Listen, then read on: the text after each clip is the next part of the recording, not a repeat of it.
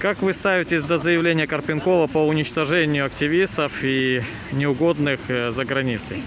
Конечно, кепска. Конечно, жахліва, що такі розмови себе дозволяє чоловік, який займає посади. Але ж я думаю, що в этом нічого випадкового нема.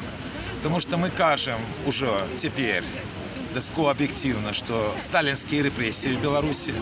І я пригадую одного з діячів того періоду, Миколая Ежова, який знешне нагадує Карпенкова.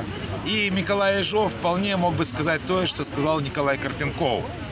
Наогул, то, что гэтая пачвара заняла посаду наместника министра, это просто показчик того, до чего довели белорусскую милицию. Потому что первый раз про этого человека я почул в 2006 году, когда он стрелял в Менску на улице по автомобилю одного з активістів опозиції, у якого було прозвище вельми знакомите в Білорусі, Радзивіл, за що Юрій Радзивіл і відсидів 3 місяці, бо Карпенков в нього стріляв. І коли в той час я розмовляв з офіцерами білоруської міліції і казав, як ви докатились до того, що міліціант стріляє в Менску на вулиці, то відказ був правдивий. Так це ж Карпенков, він шиз.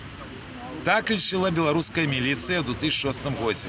И мы бачим карьеру гэтага уже новой ипостаси Николая Ежова на наших вачах. Мы бачим, як ён придурковато бегал по улицах Менска, але ж зусім не придурковато казал тое, что заборонено белорусским законодавством, тое, что заборонено международными всеми погоднениями, якія заключала Беларусь. Потому что докатиться до того, как в открытую вось гэты невысокого роста новый Ежов праз губу, як кажуть, казал, что будут знішаць кагосьці. Яны просто забыліся про свою же историю. Хотел бы нагадать, что той же Ежов сдох, як собака, от рук своих же. И знешали его те же, кого он только что перед гэтым отчоливал. И такая же доля будет и у гэтого Карпенкова. Это просто непозбежно. Потому что, як бы он зараз не надувался, это звычайный психованный бандит. И сама улада позбавится рано ці поздно от этого страшного человека. Еще один вопрос. Насколько можно.